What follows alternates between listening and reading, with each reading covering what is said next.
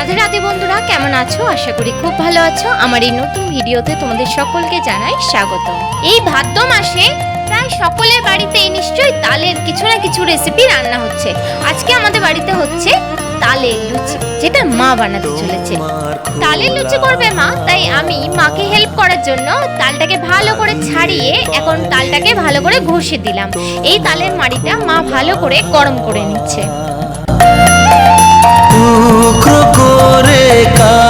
এই গরম করা তালের মাড়িতে ময়দা, নুন, চিনি এবং সাদা তেল দিয়ে ভালো করে মেখে নেওয়া হলো।